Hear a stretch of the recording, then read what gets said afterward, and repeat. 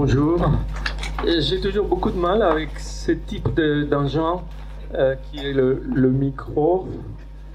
Et j'ai l'habitude dans mes amphis de crier ce micro. Je vais peut-être essayer, vous allez me le dire. Je suis particulièrement content de vous voir en grand comité. Et j'avais eu l'occasion de côtoyer A7. Non? Ils n'entendent pas? Non. D'accord. Voilà. Eh oui. Ah oui. D'accord. Bon. Allons-y. Oui, je disais combien me plaît de vous voir en grand comité. J'avais eu l'occasion de voir à 7 à plusieurs reprises la section Amérique latine, sinon à Lyon aussi. Et je suis sincèrement et particulièrement touché de voir autant de personnes qui se donnent à mettre en avant nos valeurs d'aide, de solidarité et se mettre à disposition des autres. Et c'est pour ça que j'ai accepté de venir avec plaisir. Je ne suis pas, j'avais dit, je ne suis pas spécialiste dans le domaine africain, mais je suis bien entouré aujourd'hui pour ça. Je ne ferai que le rôle d'animateur, de manière à pouvoir établir un dialogue sur cette question de l'intervention, ce qui serait l'intervention aujourd'hui dans des régions qui ont été autrefois des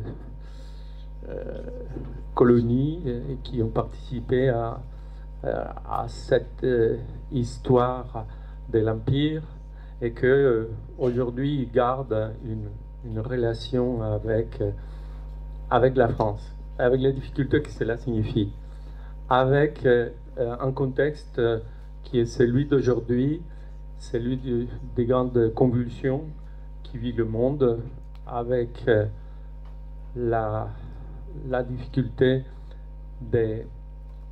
à la fois l'interculturel, qui est déjà en soi un véritable défi, mais aussi avec le fait que nous sommes en train de terminer peut-être un grand cycle qui nous demande de nous reconsidérer, et aussi avec le fait de cette dynamique émergente que l'on connaît dans des pays dans lesquels vous intervenez. On m'a illustré sur le fait de l'interrogation qui est la vôtre sur comment faire pour ne pas se trouver dans une situation inconfortable qui serait celle de répéter ce qui ont été autrefois des donneurs de leçons ou des personnes qui viennent avec le savoir ou asperger le savoir, ce qui n'est pas du tout votre cas. Bien sûr, je suis suffisamment informé, mais je sais qu'aujourd'hui, il faudrait reconsidérer, et c'est vous qui me l'avez dit, la manière dont on approche l'interculturel aujourd'hui et la manière dont on dialogue. Et qu'aujourd'hui, quand je le disais à une réunion préparatoire pour cette réunion, c'est peut-être une forme de reconstruire la coopération, c'est-à-dire dans le véritable sens, coopérer, autrement dit, opérer ensemble avec des partenaires dans une relation plus horizontale que même les circonstances nous empêchent d'établir, mais cette manière de pouvoir avoir en face de nous des partenaires. Et donc c'est dans... Ah, thank you. Et voilà, donc oui, cette manière de penser à des formes actuelles des partenariats et à trouver sur place des manières de laisser se développer des dynamiques émergentes, nouvelles. J'ai eu hier soir la belle surprise d'échanger avec certains d'entre vous qui m'ont parlé d'expériences extraordinaires en Afrique et comment ils laissent sur place quelque chose qui se développe par la suite et qui n'a pas besoin d'un suivi et qui permet à d'autres qui sont nos pères de se prendre aussi en charge et de pouvoir coopérer et de collaborer avec ce que vous êtes, ce que vous représentez. Voilà, je ne serai pas plus long, simplement je vais commencer à présenter, mais je vous laisserai aussi compléter votre présentation. C'est la première fois que je vous vois. Donc en premier lieu, à ma droite, j'ai Christian Bouquet, professeur émérite des universités en géographie politique. Il enseigne à l'université de Bordeaux et un laboratoire Afrique dans le monde, l'AM. Et ce qui m'a impressionné dans votre CV, c'est votre connaissance et votre pratique de l'Afrique. Autant de pays, c'est impressionnant.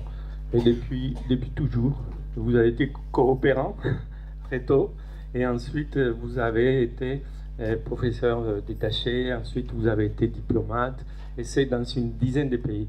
Donc bravo, vous pouvez parler avec beaucoup d'assurance suite à votre expérience.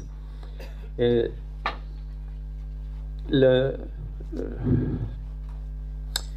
la parole de ceux qui ont fait une connaissance et un travail dans un domaine déterminé deviennent plus fortes lorsqu'il s'agit d'une palette très large d'interventions et aussi sous des formes diverses d'intervention. Aujourd'hui, vous êtes consultant auprès des organismes et vous avez donc aujourd'hui une légitimité pour parler des problèmes qui préoccupent aujourd'hui nos collègues du greffe. Et à ma gauche, j'ai...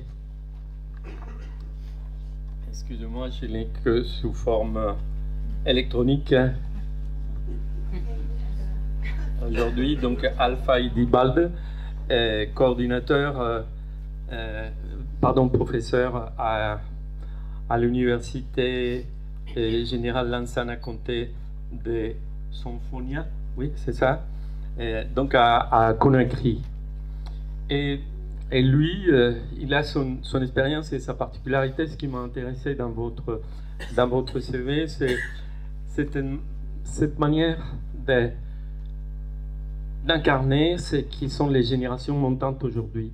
Ces nouveaux intellectuels d'aujourd'hui qui se revendiquent d'autres choses et qui ne sont pas seulement dans l'héritage culturel ou politique colonial, mais qui prennent la parole dans une dynamique qui est celle de ceux qui veulent construire, de ceux qui veulent repenser le modèle classique du développement et qui incarnent une dynamique digne de mettre en avant. Donc je suis particulièrement flatté d'être au milieu des temps d'expérience et des pertinences. Moi, je suis vraiment ignorant, et je le reconnais, sur les questions africaines, en dehors de ma culture générale, en dehors de mes engagements citoyens. Je ne suis pas légitime pour pouvoir parler de l'Afrique, bien sûr. J'étais invité à quelques universités d'Afrique du Nord seulement, et je n'ai pas eu cette occasion-là. Donc je suis là uniquement pour animer. Certes, j'ai eu des expériences aussi dans l'interculturel, et ceci avec l'Amérique latine, et qui est toute une autre réalité.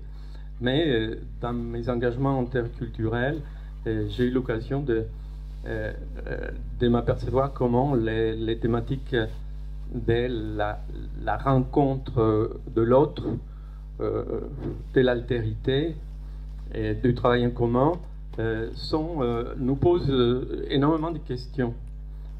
Et nous sommes héritiers de l'histoire, nous sommes héritiers de la politique et nous portons, malgré nous, quelque chose qui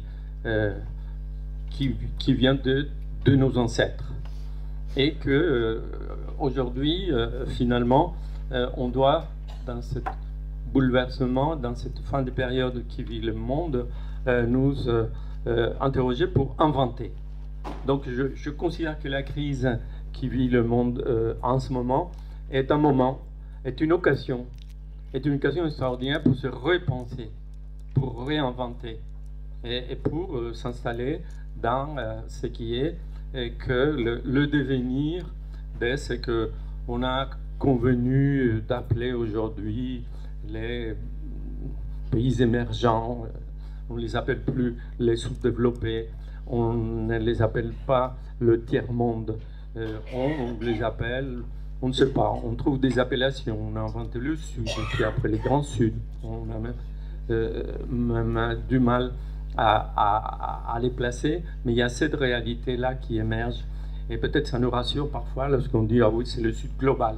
C'est une autre manière de continuer à dire « Oui, le sous-développement quelque part ». Bien, et ce n'est pas facile. C'est pour ça que c'est intéressant, parce que ce n'est pas facile, et parce que nous ne pouvons pas tomber finalement dans des définitions qui seraient définitives. Mais c'est à la fois une construction permanente. Et c'est là où notre capacité à créer et à inventer se fait sentir. Voilà, donc je suis quelque part dans quelque chose que j'admire, je vous admire, cette manière de se donner à ça, à faire vivre des valeurs, comme je le disais à l'instant. Voilà, je ne serai pas plus long, je suis là pour animer, je ferai peut-être une forme conclusive aujourd'hui, comme vous l'avez bien dit, Josette, si je peux me permettre. Nous sommes un petit comité, mais ce qui va nous permettre d'avoir un petit peu plus de minutes pour nous exprimer.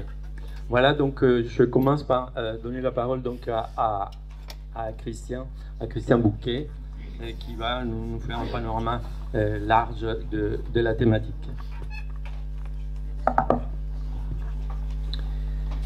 Bonjour à tous. D'abord, je voudrais, vous m'entendez bien là? Je voudrais nuancer ce que vous venez de dire, ces propos aimables. Il va mieux celui-là? C'est bon, c'est bon. Ça va mieux celui-là? Très bien. Parce que c'est pas parce que j'ai une longue et multiple expérience du continent africain, puisque j'y suis arrivé pour la première fois en 1968, donc c'était il y a longtemps, que j'ai une quelconque légitimité.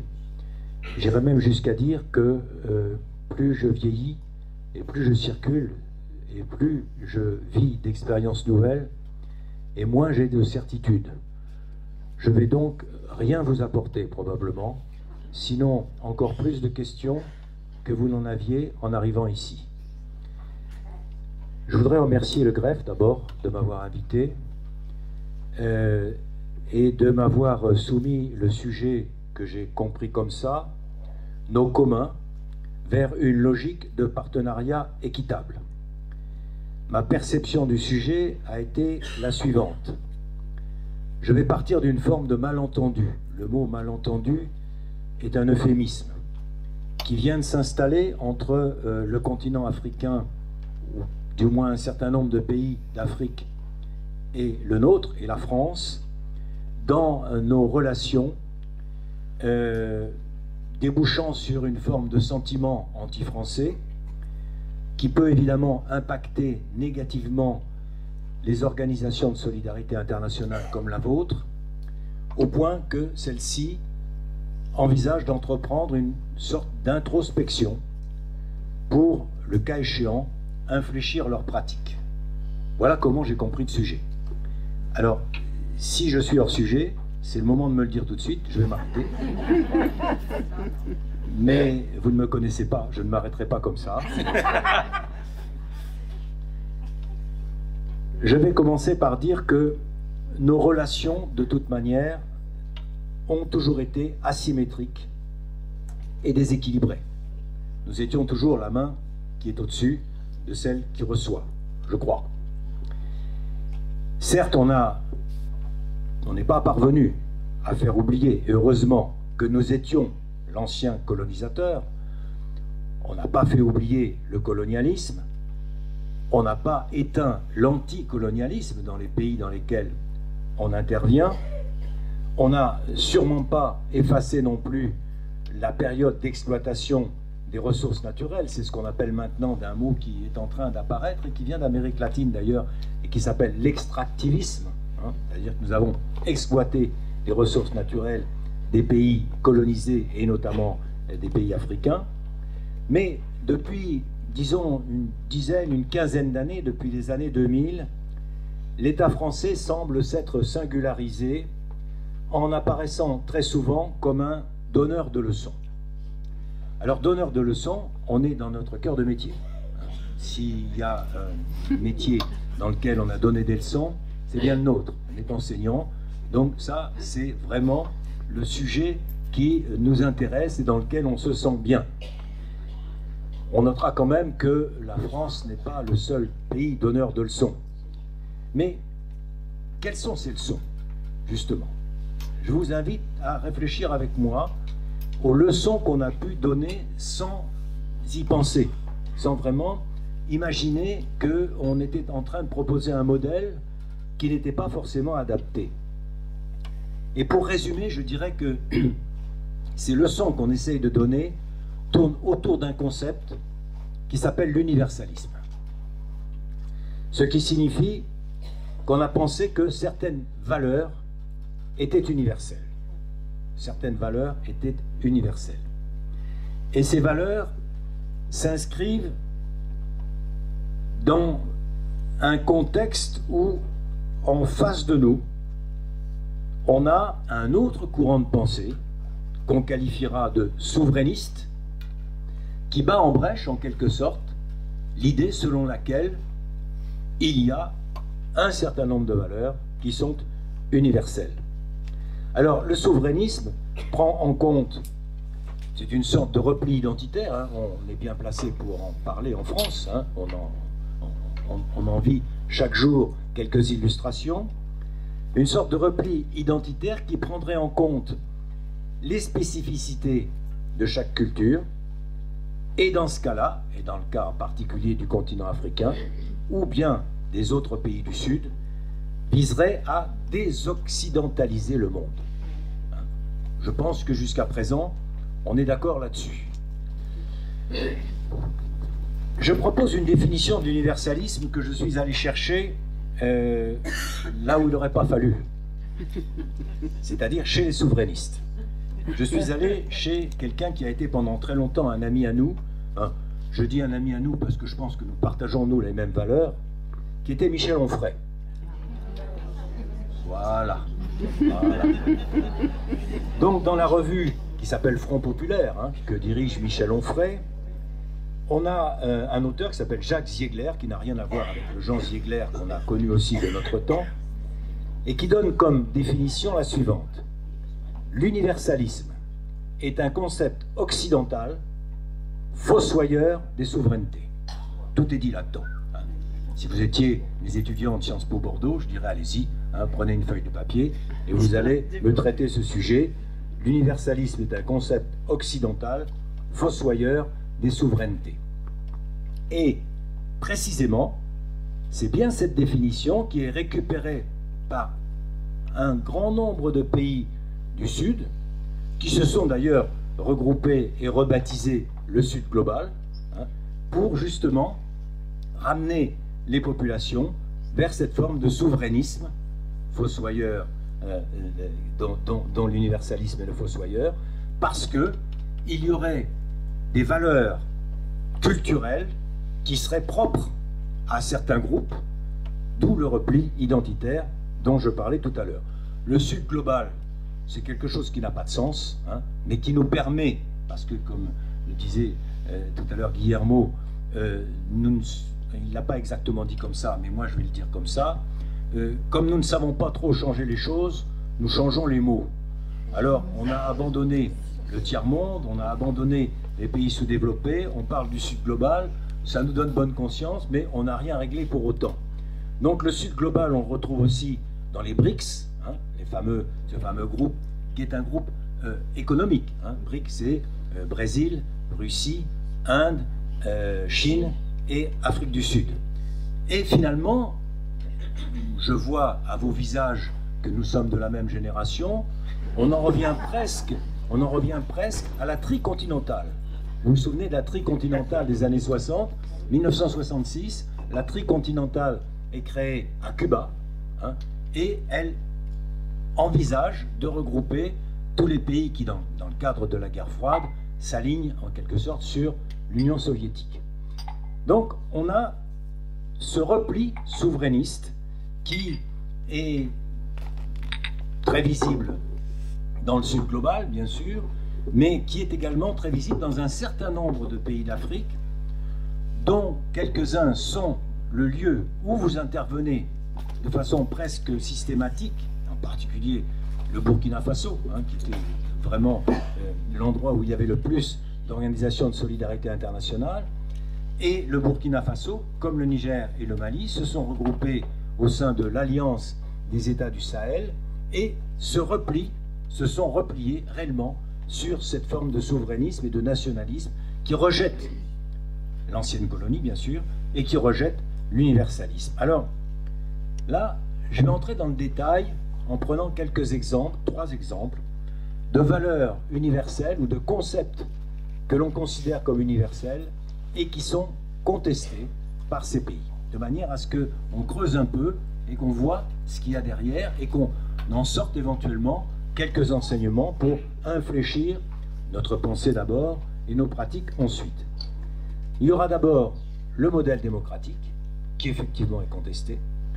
Il y aura ensuite la laïcité. Alors, la laïcité, c'est un sujet extrêmement compliqué déjà chez nous, hein, mais qui, lorsqu'on veut l'exporter, pose également un certain nombre de problèmes.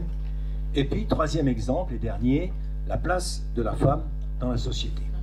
Là, voilà 3 concepts ou 3 valeurs que nous considérons comme universelles et qui pourtant, dans les pays dont je parle, enfin dans les pays dans lesquels nous intervenons, sont contestées. On va questionner ces 3 concepts sans tabou, mais sans angélisme. Hein. On ne va pas faire de démagogie.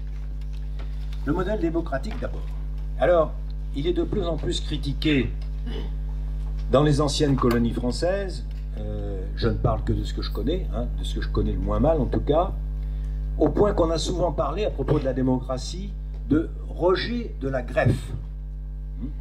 La démocratie à l'occidentale aurait été imposée, greffée sur une réalité qui peut-être allait rejeter cette greffe. On se souvient de l'injonction démocratique de Mitterrand à la Baule en 1990. Hein. C'est pas si vieux que ça, le modèle démocratique imposé aux pays africains. C'est 1990. 1990, sous-entendu, 30 ans après les indépendances. Ce qui signifie que pendant 30 ans, on a un peu fermé les yeux sur les dictatures, sur les autocraties, sur les excès qu'il y avait dans nos anciennes colonies. Mais quand on a commencé à s'apercevoir, donc, au bout de quelques années après le discours de la Baule, que ce discours démocratique ne passait pas très bien, des chercheurs, comme moi et beaucoup d'autres, se sont penchés, sans prix Goncourt, parce que lui, il a eu le prix Goncourt en 2021, c'est un Sénégalais, pour la plus secrète mémoire des hommes, et dans lequel il reprend beaucoup Wologem. Il réhabilite en quelque sorte Wologem. Je vous rassure, Jean-Beau Wologem a été réédité depuis. Hein. Il a été réédité, on peut trouver son livre, Le devoir de violence, et donc constater qu'il y a peut-être plusieurs manières de lire ou de relire l'histoire. Autrement dit, si on rouvrait posément, s'il est encore possible d'ouvrir un débat de manière posée, je ne sais pas si ça peut encore exister. En tout cas, quand je regarde CNews, je crois que ça ne peut pas exister. Mais si on rouvrait le débat de manière posée sur le malaise postcolonial, on constaterait une chose que j'ai dite en introduction, c'est que c'est beaucoup plus complexe qu'on croit, comme tout d'ailleurs. C'est pour ça que je suis assez content qu'on ait du temps ce matin. J'ai presque fini, hein, je vous rassure. Mais qu'on ait du temps ce matin parce qu'au moins, on n'est pas dans ce qu'on appelle la pensée spontanée, hein, celle de Pascal Praud. Hop, j'ai une certitude, la voilà, je vous la cède, vous êtes prié de bien vouloir y adhérer et j'en ai pas d'autre et je passe à autre chose. Non, là on a du temps. On a du temps pour constater que c'est très compliqué, beaucoup plus compliqué qu'on croit. Alors, que penser de l'universalisme? On a commencé là-dessus. Hein. Que penser de l'universalisme? Eh bien, je vous imagine tous en train de dire, bon, je vais aller sur Internet et je vais chercher Claude Lévi-Strauss. Évidemment, hein. Claude Lévi-Strauss, qui a écrit en 1952, il y a déjà quand même quasiment 75 ans, Race et Histoire. Et il se positionne, alors, j'allais dire le cul entre deux chaises, oui, il se positionne entre l'universalisme et le relativisme culturel. Et il a des phrases qu'on a récupérées depuis, qui sont parfois très dures. Il dit que le respect des êtres humains suppose le respect de leur système culturel. Jusque-là, on est parfaitement d'accord. Et pour Lévi-Strauss, c'est l'arrogance ethnocentriste de la société occidentale qui est irrespectueuse. On est d'accord avec cette phrase. Mais elle est un peu démagogique. Elle est un peu démagogique parce que Lévi-Strauss se plaçait uniquement dans la sphère culturelle. À son époque, on attachait, à mon avis, beaucoup moins d'importance au respect des droits humains. Et on n'avait pas, à son époque, constaté, ou du moins, on n'avait pas pris conscience du fait que certains impératifs culturels locaux étaient attentatoires aux droits humains, aux droits de la femme, aux droits des jeunes, aux droits des homosexuels, aux droits d'expression, les libertés d'expression, etc., etc. La gérontocratie n'était rien d'autre que la privation de la parole, hein, la prédation de la parole par les anciens, et prière aux plus jeunes soit de se taire, soit d'attendre qu'on leur donne la parole. Donc, Lévi-Strauss est à revisiter, à mon avis, un peu différemment. Est-ce que pratiquer les mutilations génitales féminines, est-ce que noyer les jumeaux, ça existe dans certaines cultures, est-ce que sacrifier les enfants albinos, ça existe dans certaines cultures, est-ce que couper la main d'un voleur, alors ça existe encore, bien sûr, lapider une femme adultère, condamner les homosexuels, c'est culturel. C'est dans la culture. Mais est-ce que ce n'est pas attentatoire aux droits humains et est-ce qu'on doit s'aligner là-dessus? Est-ce qu'on ne doit pas dire, attention, là, il va falloir réfléchir, il va peut-être falloir que les uns et les autres infléchissent leur position. Alors, toute proportion gardée, je voudrais conclure par cette question, que faire? Toute proportion gardée, parce que c'est de Lénine, hein, comme vous le savez. Je ne vais quand même pas me comparer à Lénine, d'ailleurs, j'aurais presque honte maintenant de me comparer à Lénine, qui était quand même, me semble-t-il, un grand boucher, hein, même si pendant très longtemps j'ai cru le contraire. C'est pour ça que je vous disais tout à l'heure, plus ça va, moins j'ai de certitude. À la lumière de nos réflexions, est-ce qu'on peut revisiter les pratiques des organisations de solidarité internationale? Ça sera ma conclusion, et là, ça sera une conclusion très personnelle. Parce que, pour lancer le débat, je vais évoquer deux expériences que j'ai vécues, en donneur de leçons. Une qui remonte au Tchad dans les années 70, qui s'appelait l'opération Mandoul. Je ne sais pas si certains d'entre vous ont entendu parler de l'opération Mandoul.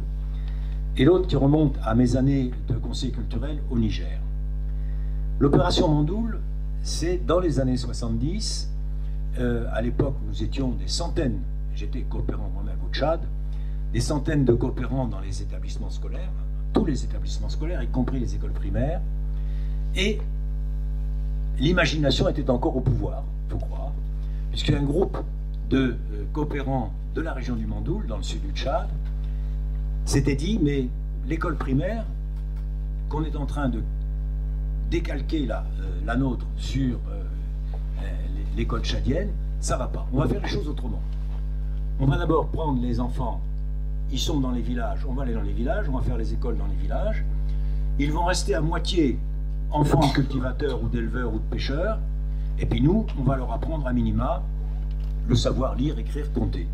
Mais ils vont rester très en phase avec leur famille d'origine, donc avec le métier de leurs parents. Et on va simplement s'efforcer d'améliorer tout ça, à commencer d'ailleurs par le calendrier scolaire qu'on va caler sur les saisons, parce que c'est comme ça que ça marche. Et ils ont fait ça, ils avaient toute liberté de le faire. Hein. C'est dire qu'à l'époque, la coopération était dans les tâtonnements. Ils ont fait ça en CP, en CE et en CM. Et ma foi, ça soulevait aucun problème.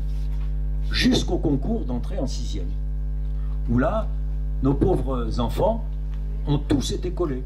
Bien sûr, parce qu'ils savaient certainement très bien manier la houe, hein, très bien cultiver un champ, très bien élever des troupeaux ou pêcher, mais ce qu'on leur demandait au programme d'entrée en 6e, c'était 0.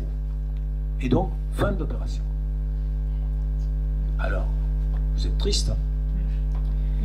Sauf que dans les années 90, une étude sociologique dans cette région du Tchad identifie un certain nombre d'entrepreneurs qui avaient réussi dans les affaires.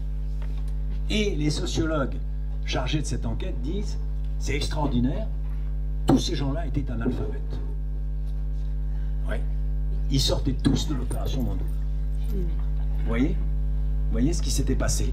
On avait tenté une opération qui n'a pas eu de suite, parce que tout d'un coup, on a été bloqué par le diplôme, le fameux diplôme. Et autant le savoir-faire, ils l'avaient, mais le diplôme, ils ne l'avaient pas, autant ils ont quand même réussi dans les affaires. C'est juste un petit exemple. Le deuxième est un peu plus grave, un peu plus important, je dirais. Quand j'étais conseiller culturel au Niger, pendant 4 ans, entre 1984 et 1988, comme je suis géographe de formation et que je fais de la géographie politique, je circulais beaucoup dans le pays et je voyais bien qu'à la frontière Niger-Nigeria, c'est une très très longue bande hein, qui fait au moins 600 km, il y avait une grosse porosité entre l'islam des Haoussa, qui était assez radical, et l'islam des Haoussa nigériens, qui l'était beaucoup moins. Et je sentais monter, il me semblait sentir monter cette radicalisation autour de la religion. Et j'avais donc eu l'idée, et là encore on m'avait laissé faire, de trouver une solution, qui était une solution de donneur de leçons, il n'y a pas de doute là-dessus. J'avais dit, je vais créer des postes de professeurs de philo coopérants, des Français, que je vais faire venir de France, que je vais placer dans les lycées, il y en avait 6 à l'époque au Niger, il n'y en avait que 6, et qui vont avoir comme mission de présenter autrement l'histoire des religions, tout simplement. Hein. Donner une sorte d'esprit critique aux élèves pour qu'ils accueillent l'islam avec le même esprit critique qu'ils accueilleraient le christianisme ou le judaïsme. Et bizarrement, c'était en 87, bizarrement, on m'avait laissé faire. Je veux dire, le ministère des Affaires étrangères m'avait laissé faire, alors qu'on était en train de fermer déjà les postes de coopérants, on pensait qu'il y en avait trop, mais on m'avait laissé créer ces 6 postes de profs de philo. Malheureusement, alors, petite parenthèse, là j'étais bien en train d'essayer d'imposer mon modèle, hein, mon idée en tout cas, mon idée. Ça pouvait être très critiquable, mais on l'a tenté. Mais malheureusement, à la rentrée 88, je n'étais plus au Niger, hein, j'avais été affecté ailleurs. Par ailleurs, je n'avais pas non plus été associé au recrutement de ces 6 profs de philo, parce qu'il aurait fallu que je les choisisse, il aurait fallu que je leur explique ce que j'attendais d'eux. Quand j'ai su qui était recruté, j'ai vu qu'il y avait le fils d'un tel, qu'il y avait le neveu d'un tel, et surtout quand ils sont arrivés au Niger, j'étais plus là pour leur expliquer une dernière fois, voilà ce qu'on attend de vous. Résultat, au bout d'un an, l'un s'était suicidé à Tawa, et les 5 autres ont été rapatriés et renvoyés en France parce qu'on a estimé que ça ne servait à rien. Ce dernier exemple était juste pour vous dire que on pouvait tenter des choses au nom de l'universalisme, hein, introduisant une forme d'esprit critique sur des valeurs culturelles qui peut-être n'étaient plus tout à fait dans l'esprit du temps, qu'il allait falloir probablement remettre en cause, mais qu'on n'y était pas parvenu. Alors, conclusion, faut-il infléchir les missions du greffe à la lumière de tout ce que je viens de dire, et dans quel sens? Eh bien, je n'ai aucun élément de réponse. Aucun. Et pourtant, Nous voilà rassurés. eh oui, rassurés, mais quand même inquiets, parce que, vous le savez très bien, la plupart des systèmes éducatifs en Afrique sont absolument sinistrés. La meilleure évaluation qu'on peut en faire, c'est celle que je suggérais quand j'étais en Côte d'Ivoire. Je disais, si vous voulez évaluer le système éducatif ivoirien, recensez les fils de ministres, les fils de directeurs centraux, les fils de grands entrepreneurs qui fréquentent le système public. Et le pourcentage que vous allez trouver, c'est la note que vous allez donner au système public. Parce que tous ces enfants-là étaient ailleurs, soit dans le système français, soit dans le système privé. Donc la plupart des systèmes éducatifs africains sont sinistrés pour de nombreuses raisons, dont la principale est une raison démographique. C'est qu'on n'a pas pu suivre. Je rappelle que la population de cette région-là a été multipliée par 5 depuis l'indépendance. Multipliée par 5. Lorsque vous aviez 3 enfants ici, vous en avez 15 maintenant.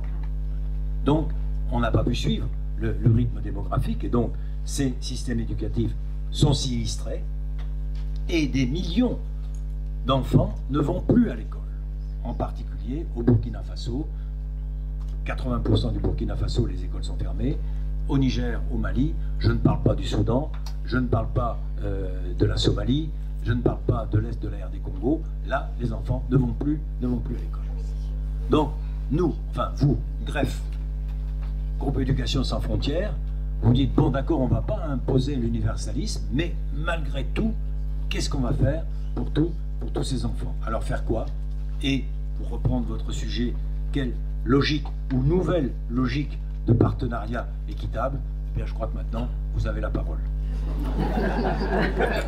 Merci.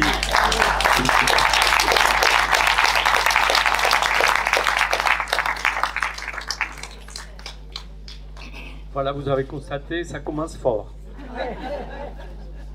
C'est très bien. Qu'est-ce que c'est agréable de ne pas avoir à vous dire, monsieur, il vous reste 2 minutes. Et alors, nous allons pouvoir continuer. Merci de l'avoir organisé comme ça. Il y aura simplement nos estomacs qui vont nous arrêter vers midi et les cuisiniers qui donneront la parole. Alors, oui, ici, on va poser la question de notre monde actuel et des mutations que nous sommes en train de vivre. Et ces mutations nous amènent à reconsidérer notre pensée, à reconsidérer nos savoirs. Et si je pouvais résumer, c'est que nous sommes à la crise de nos certitudes, finalement. Et c'est ça qui est à la fois déstabilisant, mais vitalisant aussi. Car cela nous amène à réfléchir, à inventer, à créer. Et aujourd'hui, on assiste donc à cette multiplication d'appellations. On a déjà parlé de ça. Et si, à la création aussi des concepts nouveaux. Et cette multiplicité d'appellations, elles sont des indicateurs d'un monde autre. Ceux que l'on utilisait auparavant ne sont plus valables. Donc on se lance dans d'autres. Et là, il y a les débats intéressants. Je voulais insister, suite à votre intervention, sur des clarifications qui sont absolument nécessaires et que nous fassions ensemble. Sans tomber dans l'incertitude, loin de là, nous sommes dans l'incertitude créative, Je vous ai dit et je l'avais dit aux organisateurs, comment je suis loin de connaître la réalité africaine. En revanche, je peux me revendiquer de connaître l'ère latino-américaine. Il m'a été dit, et on m'a répondu, oui, notre action est universelle et elle s'étend aussi à l'Amérique latine. J'ai eu l'occasion de mener des recherches dans beaucoup de pays d'Amérique latine aussi. Je me sens un peu proche de vous par la quantité des pays aussi.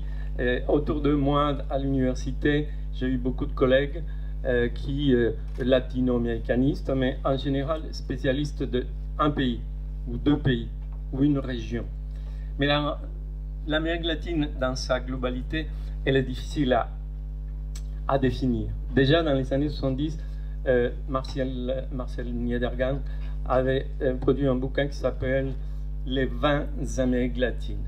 Oui, il y a 20 pays dits latino-américains et il y a 20 Amériques latines. Donc c'est une déclinaison d'un concept finalement. Et méfions-nous, et méfiez-vous. Souvent on fréquente un pays d'Amérique latine et on a dit « Ah, ça y est, j'ai compris ce que c'est l'Amérique latine ». Non, allez à un deuxième et vous allez corriger, etc., etc. Donc la difficulté.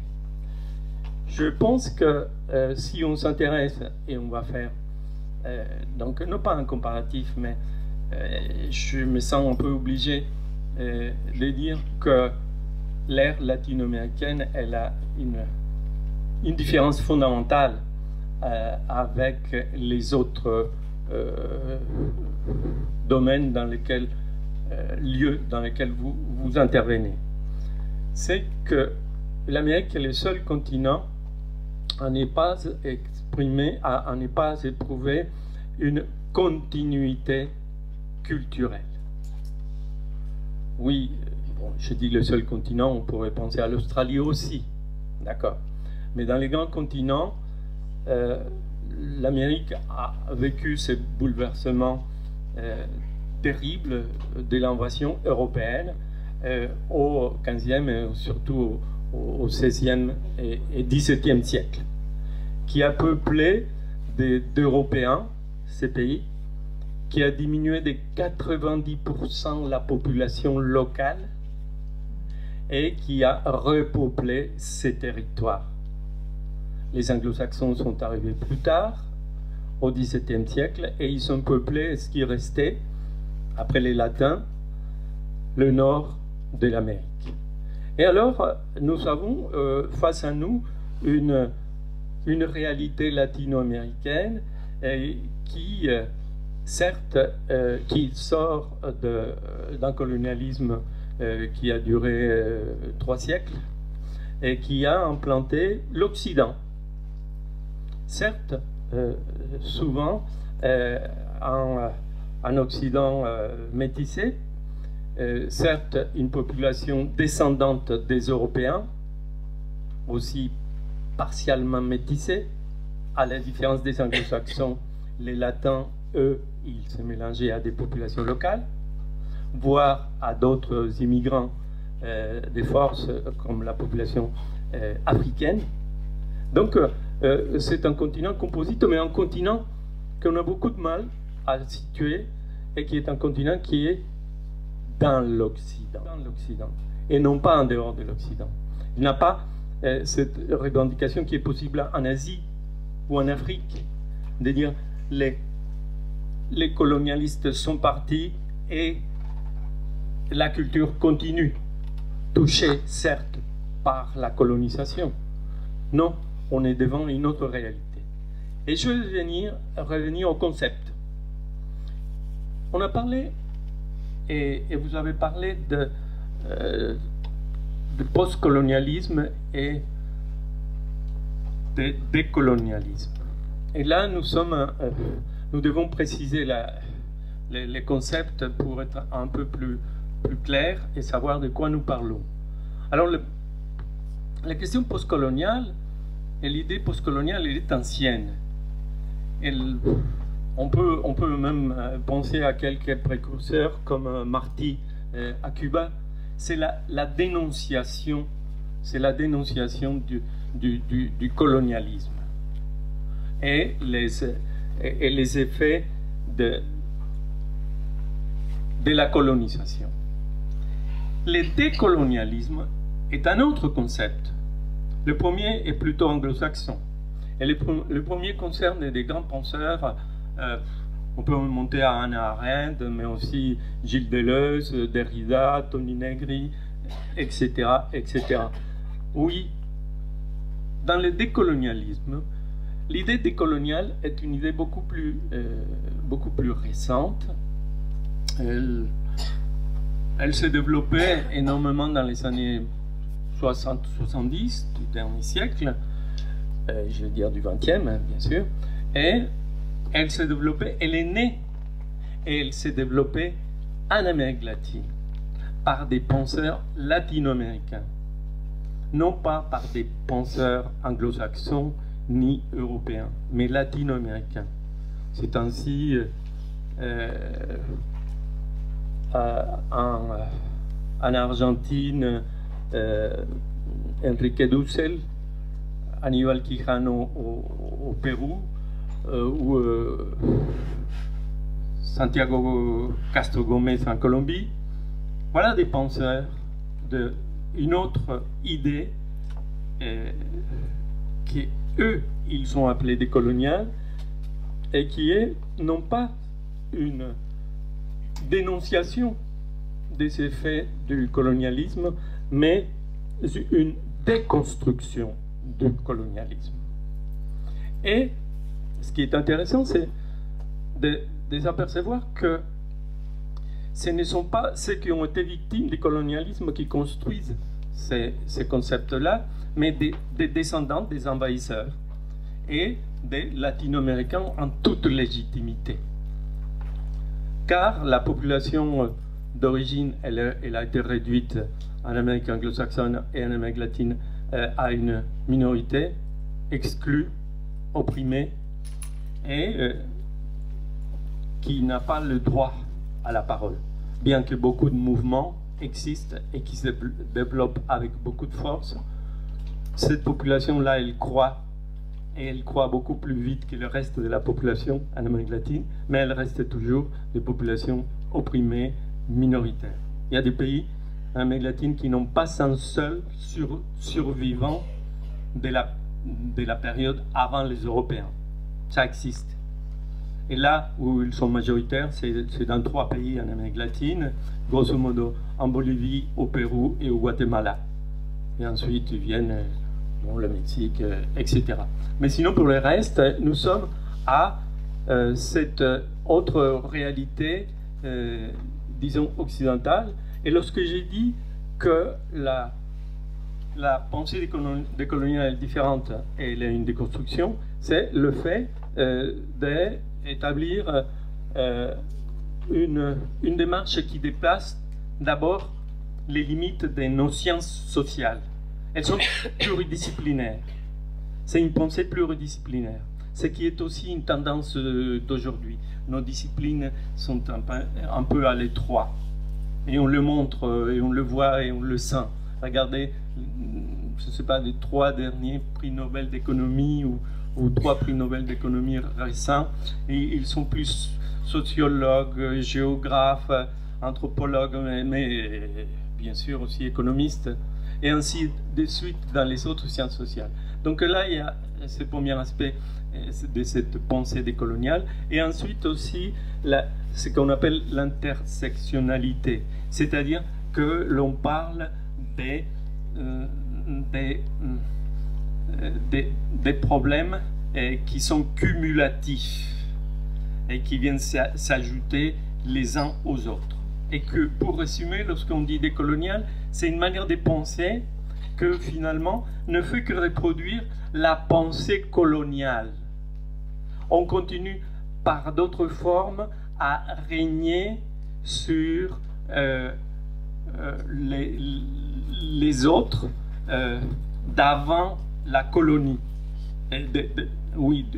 La colonie est dans les têtes de ceux qui gouvernent aujourd'hui. Dans les pays d'Amérique latine, finalement, pour les populations venues d'Afrique, ou pour les populations précolombiennes, ou pour les populations pauvres paysannes, finalement, c'est pas eux qui ont fait les indépendances. C'est finalement les descendants des occupants, et eux, ils ont continué avec un autre système, certes, le système républicain. N'oubliez pas qu'au XIXe siècle, il y avait plus de pays républicains en Amérique latine qu'en Europe. Donc c'est loin quand même. Mais la domination est là, jusqu'à aujourd'hui. Et c'est pour ça qu'aujourd'hui, il y a cette déconstruction de cette idée de la domination de l'Europe sur le monde.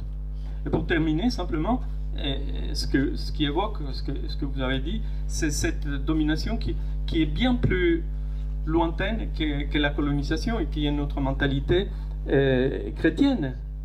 Cette idée monothéiste et cette pensée universaliste. Il y a un seul Dieu, et Dieu pour tout le monde, et finalement le christianisme l'incarne, et nous avons l'obligation de la répandre au monde entier. Donc nous allons christianiser, civiliser, parce qu'ils n'ont pas de civilisation.